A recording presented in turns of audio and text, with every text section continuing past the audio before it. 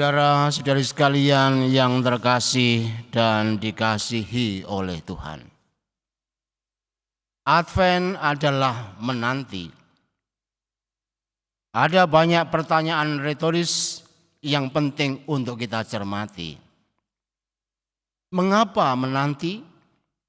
Bagaimana menanti? Dan apa hasil yang kita dapatkan dengan menanti itu? Untuk menjawabnya, mari kita merenungkan kitab suci yang kita dengarkan pada hari ini. Yang pertama, mengapa menanti? Kitab Nabi Yesaya mengungkapkan situasi hidup tanpa Tuhan. Hati selalu resah dan gelisah. Jalan hidup terasa buntu dan tidak menentu. Hati tegar dan tidak takut salah. Dan dalam kondisi yang seperti ini, ada letupan suara hati yang merindu. Kemudian manusia melihat serta bernostalgia kembali bahwa Tuhan dahulu dikenal sebagai penebus, gembala yang baik, yang kehadirannya begitu melegakan, menenangkan, dan membebaskan. Kini dalam situasi yang sungguh-sungguh menyesakkan, kelihatannya Tuhan murka karena dosa, memberontak dan tidak mendengarkan Dia. Wajahnya bersembunyi dan tak dapat dikenali lagi. Hidup tanpa Tuhan benar-benar susah. Hidup layu dan tidak ada gairah lagi. Sudah berusaha tetapi tetap saja kalah. Manusia kemudian menangis, mengeluh, mengaduh agar Tuhan segera mengayunkan langkah.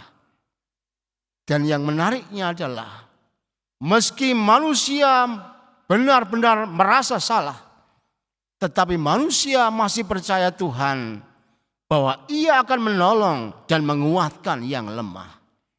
Dengan nada yang sama seperti pemazmur tadi, di situ dilihat bahwa manusia meminta supaya Tuhan memalingkan wajahnya kepadanya. Inilah gambaran Advent. Mengapa kita menanti? Kita semua menanti karena Tuhan pasti bertindak menyelamatkan kita. Sebab hidup tanpa Tuhan itu sungguh tidak ada gunanya. Seperti daun yang dilenyapkan oleh angin. Kita menanti karena masih percaya Tuhan pasti datang menyelamatkan. Yang kedua, bagaimana menanti?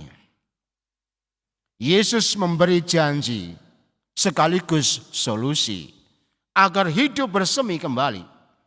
Lewat Injil yang kita dengarkan hari ini, kita semua diyakinkan bahwa Tuhan pasti datang segera.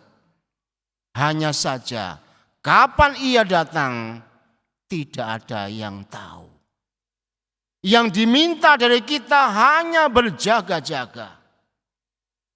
Tetapi kita semua tidak boleh salah paham. Berjaga-jaga tidak berarti begadang. Berjaga-jaga bukan berarti tidak tidur sepanjang malam. Berjaga-jaga juga tidak berarti siap menghadapi bahaya. Maksud Yesus berjaga-jaga tidak seperti itu. Dalam Injil Markus dengan jelas dikatakan, berjaga-jaga berarti hidup selalu dalam keadaan melaksanakan tugas yang dipercayakan kepada kita, bagaikan seorang hamba yang baik dan setia. Itulah arti berjaga-jaga yang sesungguhnya. Kapanpun Tuhan datang, Dia akan mendapati kita dalam keadaan bekerja giat. Berjaga-jaga dihubungkan dengan Dia yang adalah Tuhan. Dan yang menentukan waktu kedatangannya kembali tanpa pemberitahuan lebih dahulu. Maka berjaga-jaga tidak berarti diam dan berhenti. Tetapi justru sebaliknya, berjaga-jaga selalu melaksanakan tugas dengan sempurna. Lantas yang ketiga, apa hasil menanti?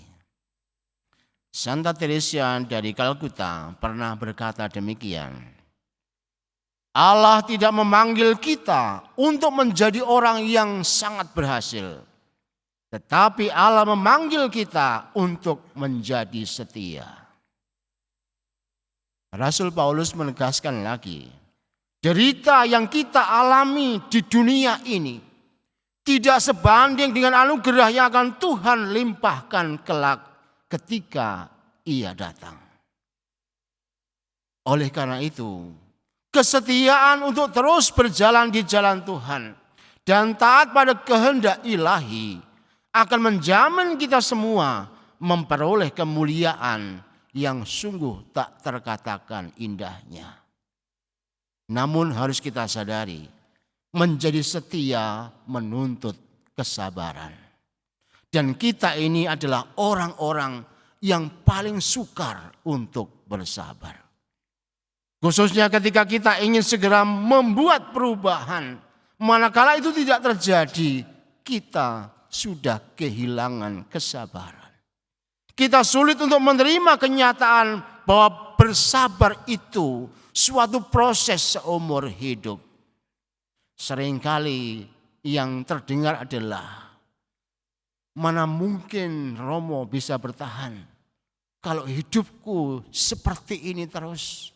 Kalau sakitku enggak pernah sembuh. Kalau persoalanku enggak mendapatkan suatu jalan keluar. Sangat sulit rasanya bagi kita untuk menanti terus-menerus seperti tidak ada ujung. Namun ketika Tuhan meminta kita untuk taat dan setia lagi sabar, ternyata Tuhan juga yang menguatkan dengan anugerah rohnya yang kuat kuasa. Iman dan penyerahan kepadanya akan memberikan harapan pasti kepada kita.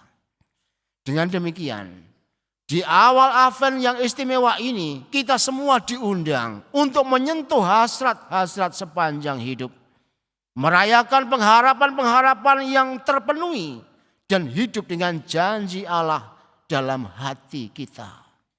Tuhan pasti datang untuk menyelamatkan kita. Kemuliaan pasti dianugerahkan kepada kita. Dan kita diminta untuk giat bekerja sebagaimana seorang hamba yang baik dan setia. Semoga kita bisa memaknai penantian ini dengan sungguh-sungguh seturut kitab suci, sehingga pengharapan kita selalu berkorbar meskipun seakan-akan kita mengalami situasi yang tidak nyaman. Hanya oleh Tuhan maka hidup menjadi berarti.